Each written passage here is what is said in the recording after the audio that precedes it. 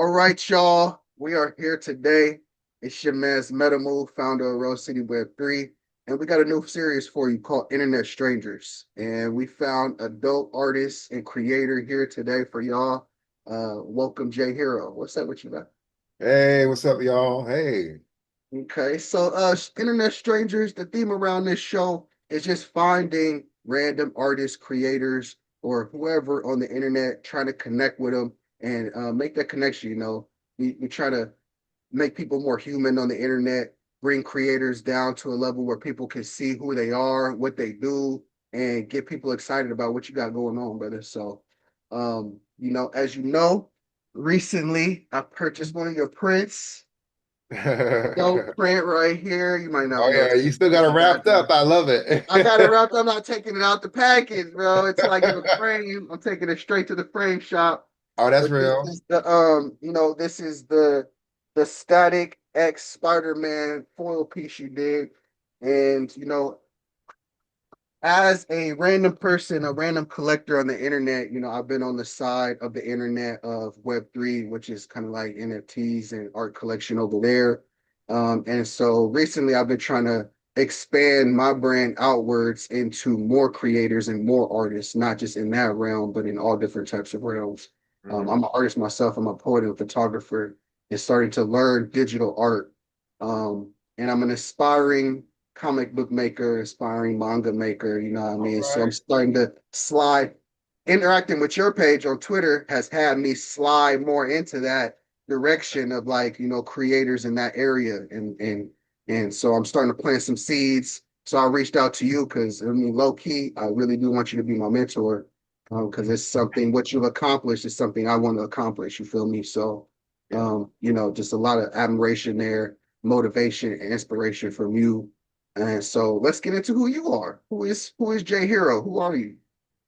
Oh man, that's always a good question. Well, first of all, thank you for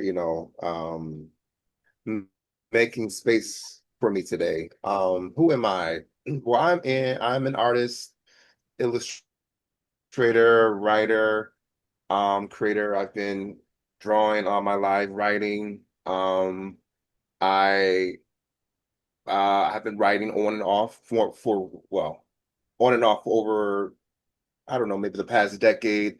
But more recently, I've written a lot more because I am now a comic book creator, and so specifically, I'm new to the medium of comic books when it comes to writing, especially. But I've done cover work for DC, Image, Milestone, Oni Press, Ahoy, and a variety of other fourth wall productions, and a variety of Oh, other learned, that's the company behind Static, right?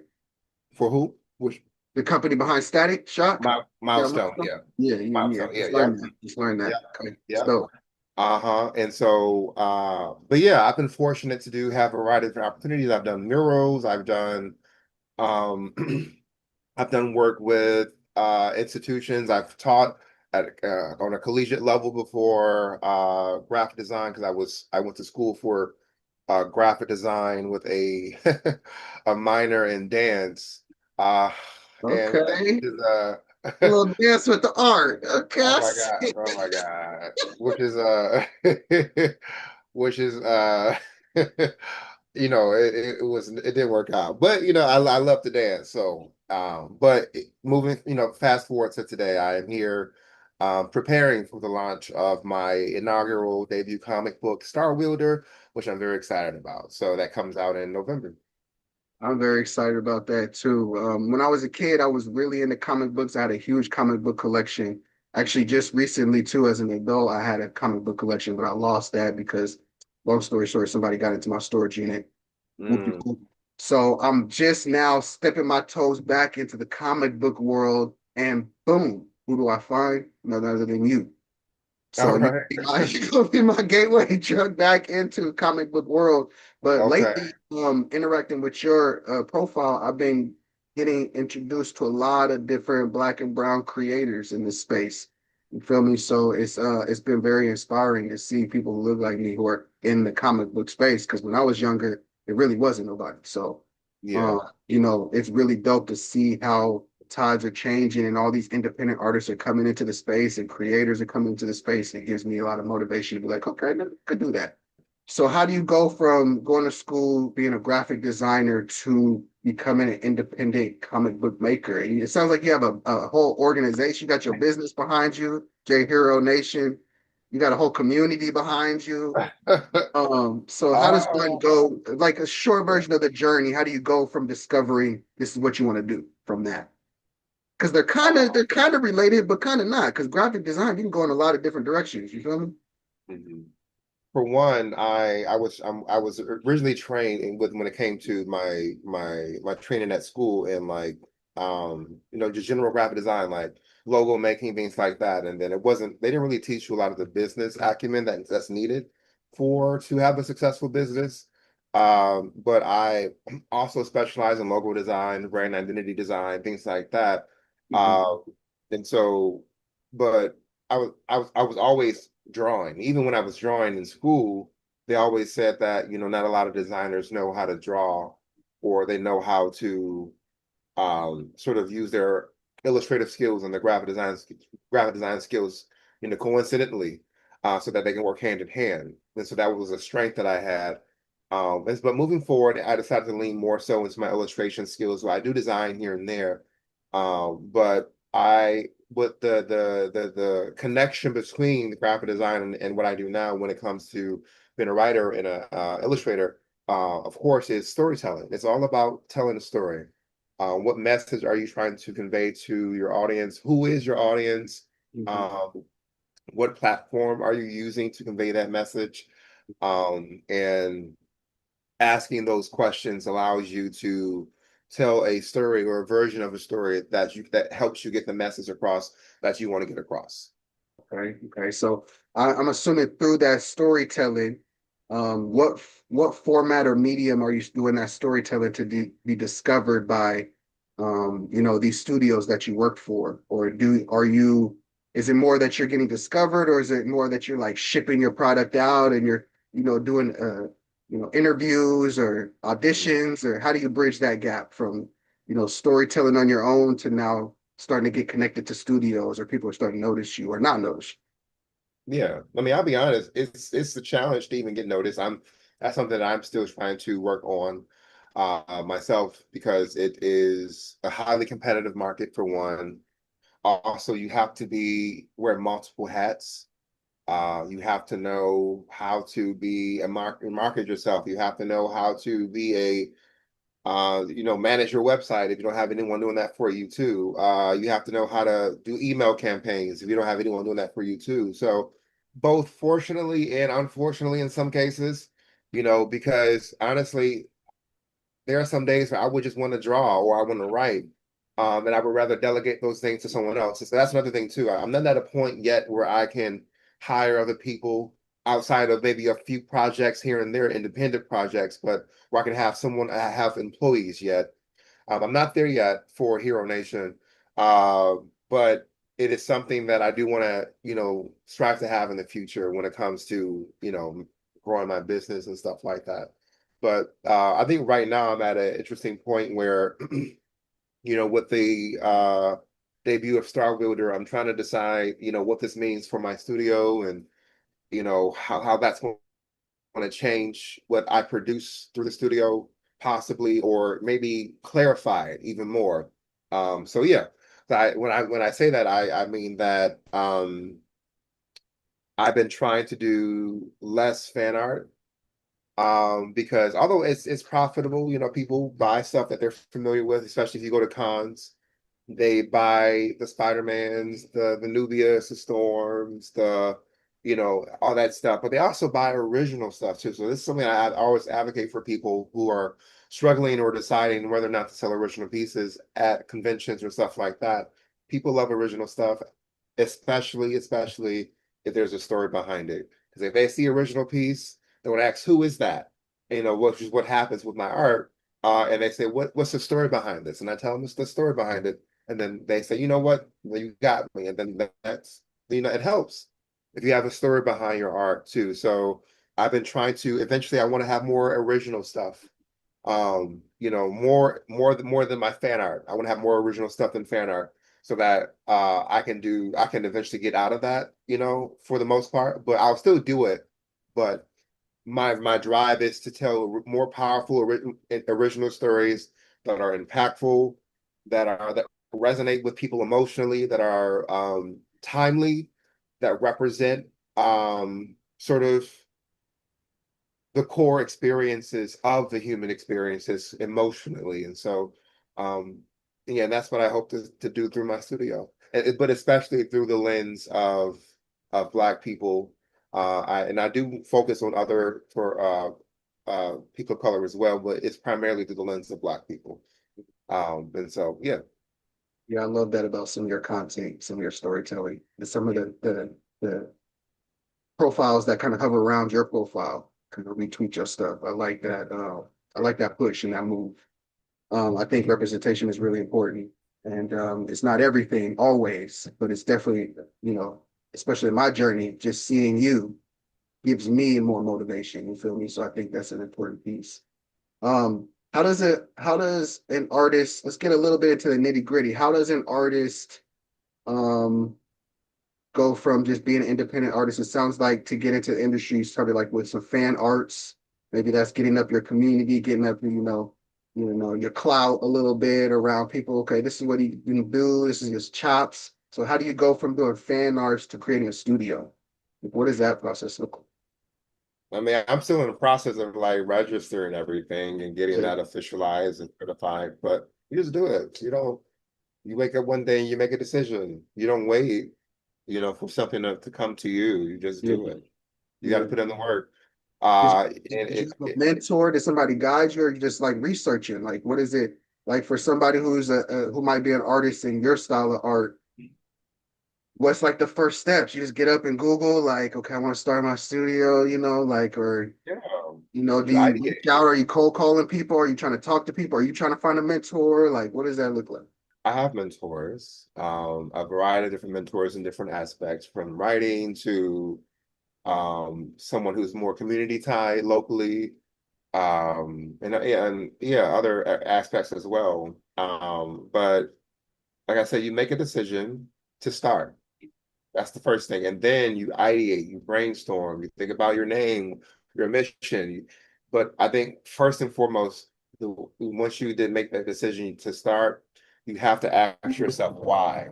Make, ask yourself what is your why for starting this business? What is the impact you're trying to make? What is the reason for you wanting this, why does this need to exist? And so really think about those things and what it kind of contributes to the world. Because I don't want to, as someone who tries to think in a sort of anti-capitalist sort of way, navigating spaces where I'm aware of how capitalism sort of or does exploit and harm us, and it's not sustainable.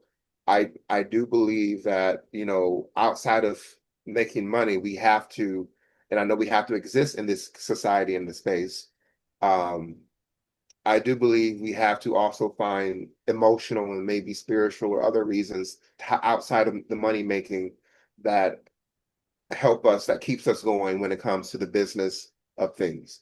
So if, for example, you're starting a business because you feel like it can contribute this positively to the world in some way, shape, or form. I think that's great. I think that's a good place to start. Or you feel like there's a lack of representation in certain areas. That's a good place to start because that's a good why. Feel like there's a lack of something, or if someone's been marginalized in some way, that's a great place to start. So I think, again, once you make that decision to start, to say yes, then you can just you have to figure out what your why is. Do you have what's your why, J Hero? My why? Oh I know I boy. put you on the spot, my man. Because if you ask me mine, I don't have it pinpoint. I don't got my No, pitch. that's fine. My why is because I I believe that there is a need for stories, always a need for stories that center Black people and other racialized and marginalized people and communities, but especially the Black boys. That's why I always centralize Black folks. But there's always a need for stories that show us, but also not only that show our pain, but also show our strengths and our imaginations and our joy and our triumphs. Because it's like, for example, um, Star Wielder, which is my comic coming out. Mhm. Uh, my debut of my comic series. It's a story about turning fear and pain into power. That's based in Detroit, which is the blackest city in the United States. Mhm. Uh, and so it is a story about a young girl who's 14 who is pyrophobic, but one day develops the ability to wield fire and flames, among other things. Mhm. And she part of her journey is learning to face the fear of her own strength. And so in this story, going back to my mission Mhm. of Already powerful, bro. I got goosebumps. It's a lot of our journey, right? Facing our own strength, being anyway. we know, because we always talk about how we're afraid of like our shadow, right? But I think we should also talk about how we're also afraid of our own light too. Because I think that our shadow, there's so much knowledge and wisdom in understanding our pain and our trauma that we tend to run away from that or our fear. But if we gain the courage to face our fear, what wisdom and knowledge can we learn from that, and how can that knowledge transform us? By facing our shadow, how can we be transformed? But also by facing the truth of the entirety of who we are, which is our light and also our shadow, all of those things.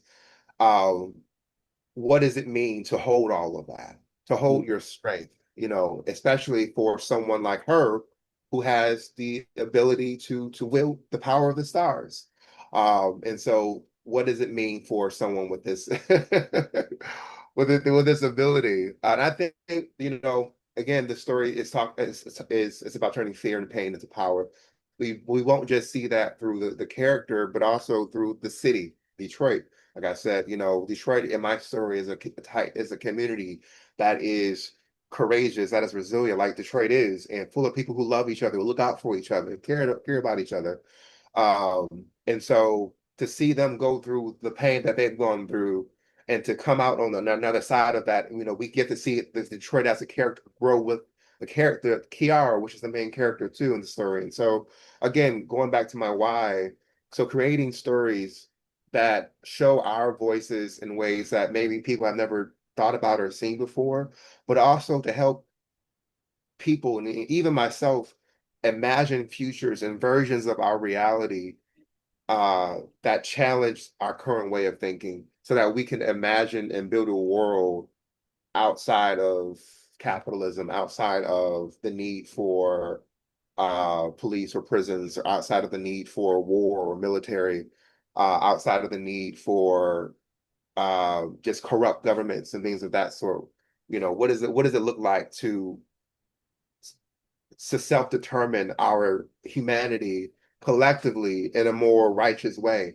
So I'm not going to say that we can create a world without racism or without homophobia or sexism. That I don't think that would ever exist. But we can create a world that leans more so on the side of justice. And I think that is the world that I want to try to imagine in my stories. I don't know if it's because I'm getting older, maybe it's on my old head, but I'm like, I'm in this state of being where the signs are clear. Like I'm getting Okay. signs, I'm getting signals. And when I'm Yeah. on track, I'm on track. I know Okay. when I reached out to you, there was something more than just the art, you know what I mean? Because the art is just a representation of your whole you and your whole mission. And it was speaking to me in a whole nother way. That's why I was being so. I mean, you probably like, who is this random ass name trying to get? Who is that? But I be getting these But signals strong these days. I have to pursue it. no, So I I get really you. had I to get talk you. to you, and there's a reason. Okay, so how did I get connected to you? So I'm surfing X and I'm seeing the art, you know what I mean? I'm seeing your videos. You're doing a pretty good job of marketing, you got your videos, you got your little style or whatever. Talk to us a little bit about the art you have out right now. About the pieces, the piece that I bought and the piece I'm about to buy. and then we'll get into your what you're making and your characters. You kind of touched on it a little bit, but I want to really get into it. Yeah. Well, and so I got a couple pieces, well, a number of pieces that I have right now, but I have to put them all in my shop. But I'll specifically talk about the Spider-Man and static piece that you showed and you bought. Honestly, it was just I think it's my third time sort of drawing those two together over the years. My first time was in 2022, but there was an obviously a need, a fan desire to see these two together, like it's Static and Virgil Hawkins and then Miles Morales. Virgil became first, and he is like the precursor to Miles. Static And and Miles together. I didn't think about that connection, the Miles Morales and the Virgil connection, because they literally are almost the same character if you think Yeah, about it. I mean, definitely. I feel like Miles is definitely inspired by Virgil in a lot of ways. Yeah, So, yeah, it makes perfect sense. And yeah, so I call them like the Lightning Brothers or whatever you want to call them. yeah. But and then I had like the Steel and Mr. Terrific piece that I did. And Don't know I much guess about Steel. This is making me intrigued. I got to do some research about the hero Steel because I don't know much yeah, about. John Henry Irons debuted during the 90s after the Superman died for the first time, and it was like a whole big deal. And then there was like the whole reign of the Superman arc where there was like four different Supermans: Superboy, the Eradicator Superman, there was Cyborg Superman, and there was Steel. Okay. John Henry Irons, who is an engineer, a very smart guy. I think he is from like the suicide slums of Metropolis. Um, yeah, and so yeah, he's an interesting character for sure. And these prints will be debuting at I'll be vending at DreamCon next week. So from July 9th to or the 10th through the 12th. So I'm excited to Trying be to get there. out there. I'm trying to get out there. I've never been to a con. Really? Okay, you I've should never come been to. out. Yeah, I've never been to a really, really big one, but normally it's just you sign up to register as an exhibitor and or vendor in the artist alley, and they decide whether or not to accept you. And then if you're accepted, you go through the whole process of, you pay for the table, which tables can be very expensive. You How get is an there, you art as an independent artist? How do you get sponsors or how do you just pay out of your pocket? pay out You of pocket. get a return. So I if you wish I had sponsors. so if you go, so like let's say an expensive ticket is what, like 300, 500. 400 for 500, yep, $500, yep. So you're gonna okay as an independent artist, you're like, dang, I really don't got it. But if I shovel this 400, maybe I'm gonna sell enough money, sell enough prints. You take your prints out there, you take your work, you like sell enough prints to make your ticket back, or what's the So you decide how much you're spending, what your expenses are going to be, because you're not just spending money on the table, you're spending get a money for room, in the food, room. Depends on what it is. Yeah, if it's local, you don't have to worry about that. But if it isn't, you got a room and board, or a room and also food, like you said, flying, transportation, supplies, knee bags, backings, things like that, extra stock for your prints and things like that. Your setup, you have to pay for that. yeah, Like your like little easels and stuff to make your art look yeah, good. if you don't have that already, if you already have it, good. You don't have to worry about paying it for the And you next got to convention. travel with all that, right? That's You another thing, do, traveling you with all that do. stuff. It has to be travel friendly, or you have to have a travel friendly version of that setup, which is what I'm working on right now. And then I think, yeah, I think that's pretty much it. And then you spend the next 3 days selling your stuff because I think at DreamCon I'll be selling from on Saturday. It's gonna be from 12 to 10. 12 So to 10. I'm already exhausted, man. My feet hurt. Anybody? Is it local for you or where is it at? Oh no, from Michigan. So that's in Hey, you- DreamCon is in Texas, Oh, Houston, okay. Texas, and I'll be driving down there. So we're gonna. Oh, yeah, you road tripping? You got some homies you going with, or you Well, just I'm going with my mom and her friends. okay? So That's what's yeah, up. she's gonna be helping Got me out. somebody to help you drive and stuff like that. That's good. Yeah, I'm not going out there by myself. Absolutely not. Nope. We good. We good.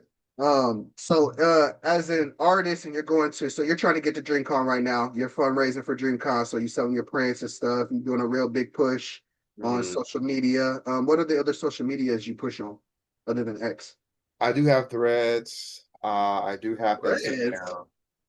Oh no, you don't like threads? What's wrong with threads? No, I never seen no like real artists like marketing pushing on threads, but maybe.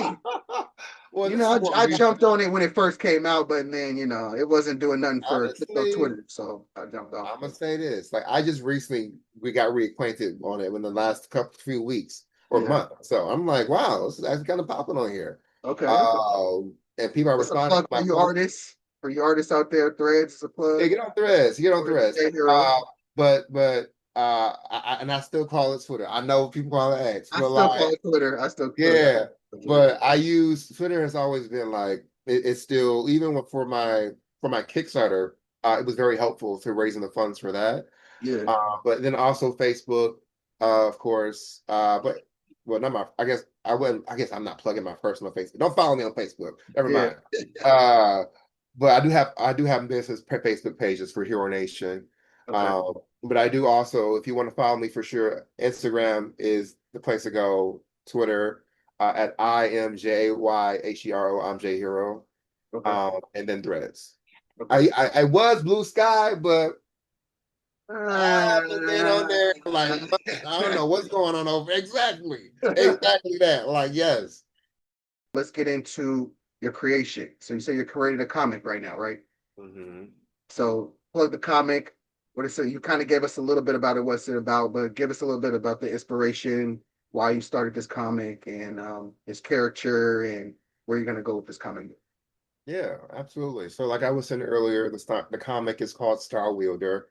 It is a story about turning fear and pain into power that was inspired in part by my journey with depression and OCD, obsessive compulsive disorder, and just trauma in general, and also my journey navigating shadow work.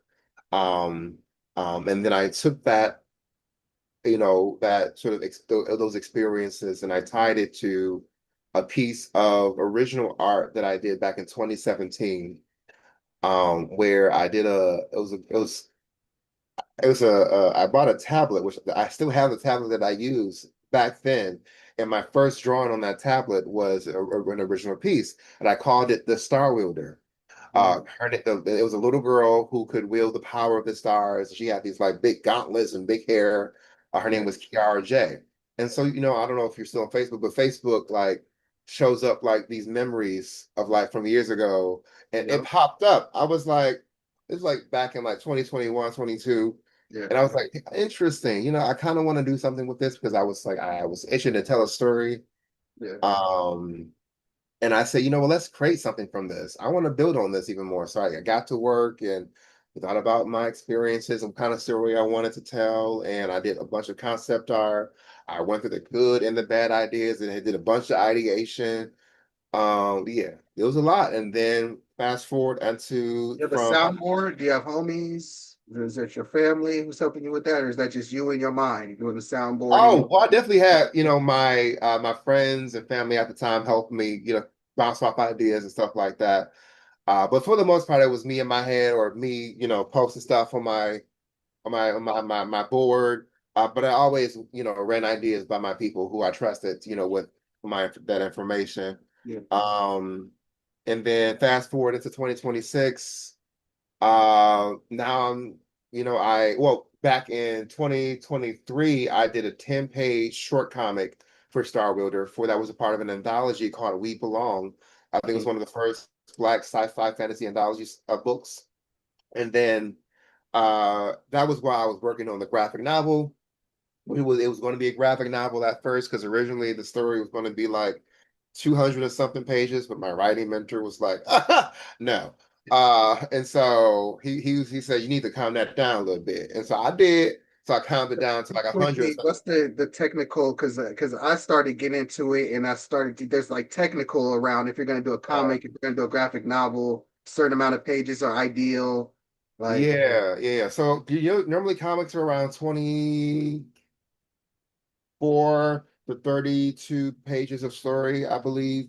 mhm, Um, or in general, I think, or of story. Yeah, of story. Yes, of story. 24 to 32 pages of story. And then a graphic novel, like a small one, is going to be like 40 or 50 or more. And so mine, this is going to be 52, although it's not. So it went from 300 something pages to 100 something pages as a graphic novel. Then I said, okay, I can't do a graphic novel because it's too much right now, especially for my first book. And so Yeah. then I decided I'm going to do a series instead and break the story out into issues. But the first issue still ended up becoming an oversized issue. So it's 50 plus pages of story, so around 54 pages of story for the first issue, which is technically a small graphic novel. So that's coming out in November, Is November that the 20th. is that the comic book wording, oversized issue? I mean, it's like a double issue or something like that. Yeah, it's like oversized issue typically means like an issue that is more than the standard size of a normal comic book, which again is like around 24 to 32 pages of story. And so it technically I could say this is like a graphic novel, but I'm just calling it an oversized issue. So it's just wording, for the most part, but it's kind of the You get thing. in trouble with like your peers, your comic book peers, and they're like, "Well, that's not technically a." No, no, no, not at all. Yeah, not at all. Yeah, yeah. I actually had a I know in some industries it's like that. It's like you call it this or you don't call it that. You No, no, know. no. There are people who are like that. I haven't run into them, thankfully. My community has been very supportive. Yeah. So yeah, definitely not. But yeah. What's the a little bit of the just a teeny bit of the process? So once you so it sounds like you're getting the process together, you got the art together, you got the formatting together. Then what do you have to do? You got to go to a publisher or what? You got it all together, you run it through your editor, you run it through your people, and then what's the next steps? So honestly, that part I'm still learning and figuring out because it's my Yeah. first time going through it. But from what I understand is that since I'll be self-publishing, I'm not working with a publisher. It's really about You're gonna try to publish through like Amazon or something? Somebody gave me that track. There's Yeah, like a yeah, yeah, possibly. I haven't decided yet, but I'm still trying to decide what I want to do in that regard. Because my first priority is fulfilling a Kickstarter, which I did raise around 16K for damn. that for the book. Yeah, for my first book, first Kickstarter. Yeah. So people are wanting this story, and so I got to fulfill those rewards first, and then I'll be releasing the book the following month in November. And so then I do the press releases, the interviews, the sending, hopefully like maybe a couple months prior to that or a month prior to that, I would have sent the story out to interviewers or to reviewers to review the book ahead of time to start, getting traction and conversation around the story around the time of its debut. And so yeah, I kind of got a plan in that regard, but it's not solidified just yet. Because Right. again, I'm still learning as I go in that, in that area because it's my first time going through this, but I got to actually have a conversation with my mentor about it because he's worked with publishers and done self-publishing and stuff before. So, he just told me to get focus on getting the book done first, Yeah. and then we can talk about, The next. the other stuff. Yeah. What's up? I'm seeing a lot of creators, especially a lot of black creators who are just stepping out there and doing stuff. Especially for the first time.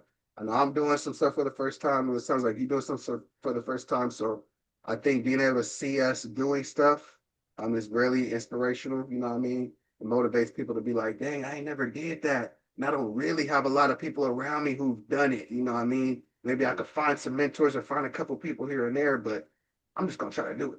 Okay, I'm just gonna do it. Like, what are we waiting for? Just do it. You know what I That's why I mean? said just start earlier. You asked me what you Right. do. You just got to start and then you got to commit because and also when you figure out your why, like, do I always feel like we're working on the story in the comics? No, I don't. At some point, there are some days it's work where it feels like work. Some days I'm like overjoyed to work on this story. Like, yes, give me the story. Let's scrawl. I get to work on a story that's mine. But other days it's work because I got to get it done. So I'd be lying if I say it was like joyful 100% of the time when it's not. So on the days when you're not feeling motivated, tapping into your why is what's going to get you through. Like, okay, why am I doing this again? Okay, why? Because I feel like this story needs to happen, or because I got to get it done. I got paid to do it. That's another why too. But also, People but got that accountability piece. right, exactly. Exactly. But beyond that, figuring that out, because you're going to have your moments where you're going to question, like, I'm not good enough for this, or why me? Why not you? And then you continue to go, push yourself in that area of like getting yourself out of that by not ignoring those emotions, but facing them, and like, realizing that they're there. That's what's up. I mean, you kind of already went into the next segment of like some advice for artists. Um, but what personally, real quick, what's your favorite part and your least favorite part to you? I don't know, like it's hard. Maybe it's like flatting. I don't like to do flats all the time. I mean, I know it's necessary, but so I delegate that to somebody else. I hire somebody else to do it. And then I That's real quick for somebody who doesn't know. But, So flats are basically in a part of the comic book process. You have inking or penciling, and then someone comes in and then they do like flat colors of like just random colors or colors that are not that fit the illustration without any rendering or shadow or lights. And then exactly, and then I would come over that and then I would change the colors as necessary. Then I would render everything with the shadows and stuff like that. And yeah, so I don't like doing the flat part. I just want to draw in color, and then that also makes the process go by quicker too. If I have someone else doing that while I'm drawing the next few pages, and I can, when they're done, I can go over their pages, and then so I keep it going. You know what I'm saying? yeah, yeah. Okay, okay. Yeah. And then your favorite part. My favorite part is everything else. Is like I love the idea, or I love when I have am in the zone and I'm like creating a scene in my mind. And then I can see that scene manifesting on the page. And I love when I get have a moment that I feel like I've captured uh like how I or emotionally wanted to capture it in my mind, that I've captured it in my art. Like that's my favorite part too. It's like, oh wow, I did that. You know what I'm saying? So Okay. So, what's up, man? It's been a pleasure. It's been a privilege. Let me just do something real quick. One yeah. more minute, and then we'll close out. This is a little game I used to play. It's called Hot Seat. So it's just Oh, the people out there want to know a little bit more about J Hero. And so we're gonna go into some personals for you. So like favorites and personal dates. And mhm. it's hot seat because some of them are a little bit, we'll see. You know how to answer them. Okay. We'll start simple, like favorite color. What's J Hero's favorite color? I went through this recently. It's blue. I know. It's Oh my blue. God. It's controversial, right? Crazy. Okay. Pancakes or waffles? What? Pancakes, man, with the crispy edges. Pancake. I'm a waffle man, so Okay. practice the goodness. You feel me? I get it. No, they're good. Don't get me wrong. They're good. They're good. All right. Breakfast or dinner? Uh, di dinner. Um, boxers or briefs? Uh, uh, uh, Probably. Oh, Breeze. I haven't worn boxers in a long time. You like that extra support, I think. Hmm. Um, What's up, y'all? It's your boy Jay Hero, artist and illustrator, and the founder and creator of Hero Nation Studio. You can find me at heronationstudio.com or on Threads, Twitter, and Instagram at I'm Jay Hero. all right. Well, much love and luck to you on this journey. You know, you're doing a fundraising campaign right now. So everybody go to the Twitter, buy up some of them prints. Got dope prints. When's that terrific print coming out, man? So I grab that. Uh, it's gonna be coming out after the convention, but Uh, if you want to get one, like hit me up, let me know. Like okay, I I'm can gonna hit probably you in the DMs because I want one. okay. I'm gonna get them both framed at the same time. That's what's Okay. up. It's been a privilege, Jay Hero. Appreciate you for coming on the show. Appreciate you for being like the guinea pig for internet strangers. And we're gonna definitely connect with you another time. You know, get an update maybe after the convention. Get an update how your journey's going.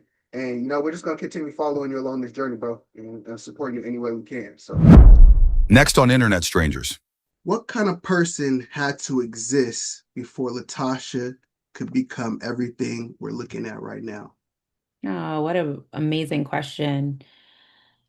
I think the type of person that had to exist was somebody who made a lot of mistakes, who learned a lot, who tried and failed, and was okay to get back up, I think that's like who Latasha had to be, and she constantly had to stay resilient and also resilient, and also someone who constantly thinks about the future and beyond her moment at that moment.